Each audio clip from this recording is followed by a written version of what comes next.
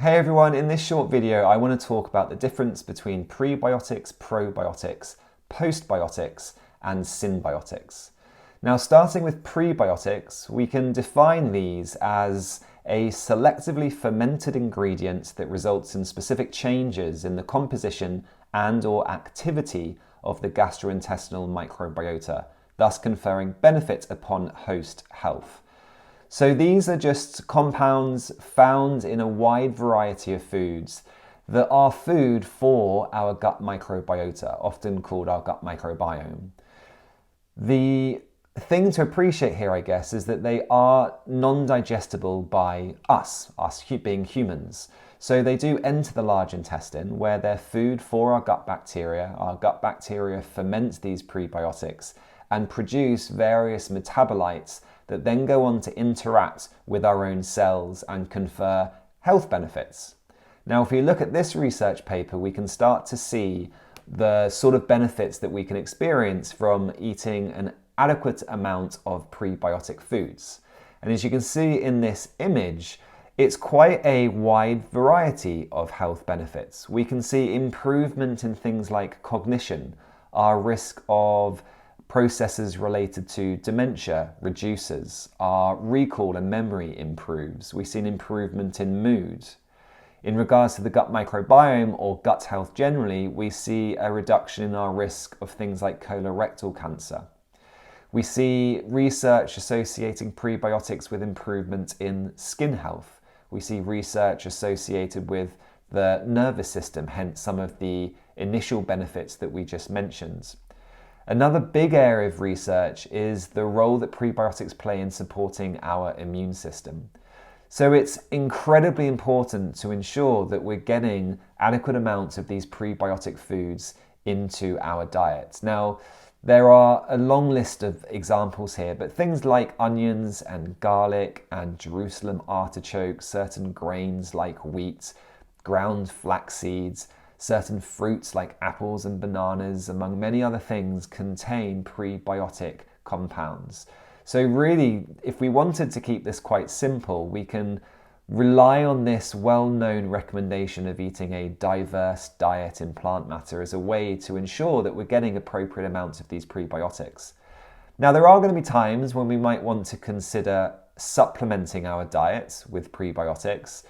And just as a couple of examples, we know that in the research, if you supplement the prebiotic PHGG, partially hydrolyzed guar gum, alongside a course of antibiotics that would have been prescribed for SIBO, the antibiotics actually are more effective in eradicating SIBO, small intestine bacterial overgrowth. But if someone if they've been diagnosed with IBS, we know the same prebiotic has a quite noticeable improvement in bowel frequency, in the quality of the stool in regards to its consistency. It can reduce bloating. So we can use prebiotics in supplement form as a therapeutic intervention. Some of those prebiotics are also actually well tolerated when people are on something like a low FODMAP diet. So if you do have a diagnosis of something like IBS, or if you're dealing with SIBO, you might have been recommended a low FODMAP diet whereby we're deliberately reducing our intake of some of these prebiotic compounds because of the fact that there's this excess fermentation going on within the gut. In that situation, again, we can be quite selective in which prebiotic we might supplement as a way to reduce the negative impact of having to reduce our intake of prebiotics in our diet. We can also choose specific prebiotics if we're looking at a gut microbiome test result. If someone's low in bifidobacteria, we can consider recommending the prebiotic galacto-oligosaccharides, or GOS for short. Those have a lot of research behind them in boosting the amount of bifidobacteria within the GI tract. So that's a little bit on prebiotics. We can see that they are really important to support a healthy microbiome, both in regards to its composition, but also its activity, its function, what it's doing within the gut. But also prebiotics have a systemic health benefit associated with them as well. Now, probiotics are essentially just the bacteria that reside within our large intestine. They are live organisms that, if we supplement, again, confer health benefits to the host, i.e. you or I. Now, a really important thing to appreciate with probiotics is ideally we want to be strain specific. So if you were to go into a health food store, or if you were to go online and you were looking around for a probiotic, you want to ensure there are three sort of tiers of information in regards to the probiotic that you might buy. So most of us have heard of lactobacillus and bifidobacteria. That's what we refer to as the genera. You might have heard of Lactobacillus rhamnosus or Lactobacillus acidophilus. That's the species of the organism. So Lactobacillus rhamnosus is a bacteria that resides within the Lactobacilli family. Then we have Lactobacillus rhamnosus GG. The GG refers to the strain of Lactobacillus rhamnosus that we might be talking about. Now, we know that probiotics work at a strain-specific level.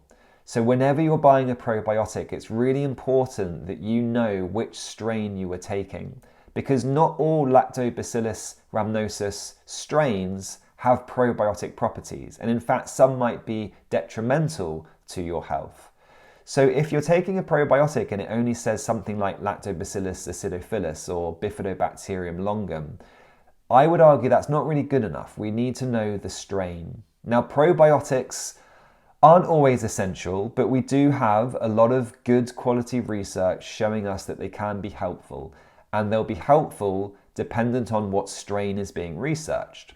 So Lactobacillus rhamnosus GG that I just mentioned has really good research behind it in improving diarrhea and abdominal pain. Whereas Lactobacillus plantarum 299V, as another example, has actually been shown to improve bloating and actually is referred to as a psychobiotic. It's been shown in human studies to improve our subjective stress and anxiety levels. So we can choose specific strains of probiotic, of live organisms, for a specific purpose. Are we trying to improve bloating? Are we trying to improve diarrhea, constipation, etc., etc.? And this is why it's really important to, I think, know what you're doing when it's coming to probiotics, because we can be much more specific than we might be with prebiotics. Both have real value. It's also important to appreciate, as you know, that both can be gotten from our food. So we don't want to jump to these supplements. We want to focus on trying to ensure we do this from a food-first approach. But as I say, there are definitely times when we're going to be incorporating these into a supplement plan to support the diet or to support our healing journey. Now, postbiotics are the metabolites of the bacteria, the probiotic, you could say. Butyrate is by far the most well-researched and well-known one, and most of you will be familiar with the fact that you can supplement things like sodium butyrate these days as well. So postbiotics are just compounds that our own microbiota are producing, and those metabolites, those postbiotics, are often the mechanism by which our gut bacteria are conferring a benefit to us. So it's that postbiotic interaction with our own cells, often immune cells, that really is the important part and connects our gut microbiome to systemic health. We then have symbiotics, and symbiotics are just a combination of two or more of these things. So you can get in supplement form a probiotic that also contains prebiotics, for example, and that's ultimately what a symbiotic is. So I hope that helps a little bit. I hope that gives you an idea of the differences between these terms, why we might be selecting specific supplements in specific situations. If you have any questions, then leave a comment. I'll try and get back to you as soon as I can. I do try and reply to all the comments. If you have any experiences that you want to share in regards to probiotics, prebiotics, postbiotics, symbiotics, I think people really benefit and appreciate people's own journeys on their health journey with these things. So please do share away. I also like understanding how people have responded to these things. I guess to finish with a question or a situation that's coming to mind is when people are reacting to probiotics. They take a probiotic and symptoms just actually get a lot worse. And I don't think we fully always understand why that might be. It will depend on context, it will depend on the individual. One relatively common explanation, it seems to be on the internet ultimately, is that it might be that someone has histamine issues and they're using a probiotic that contains bacteria that are known histamine producers. And that's a possibility. I don't think actually it's one of the more common scenarios that is going on, but it certainly could be a factor. And there are individuals who, with histamine intolerance, who choose a probiotic that only contains strains of bacteria that don't produce histamine, and they do get on with it okay. So it is one of the potential explanations. Another one could potentially be some kind of die-off situation. That's again going to be a very common explanation as to why someone might react to a probiotic. In that situation, you could consider just reducing the dose and seeing how you respond to a lower dose. That could be opening the capsule up if it's a capsule and taking a smaller amount. It could also just be taking the supplement less frequently, moving to taking it every other day or every third day. I personally in clinic have seen clients whereby that works. They can't tolerate the recommended dose, but they can tolerate one capsule 3 times a day. After a week or two, they go to one capsule every other day and they just titrate up that way. And I have seen positive results by taking that approach as well. So as I say, I hope that's helpful. Any questions, let me know. I'll be back soon with another video.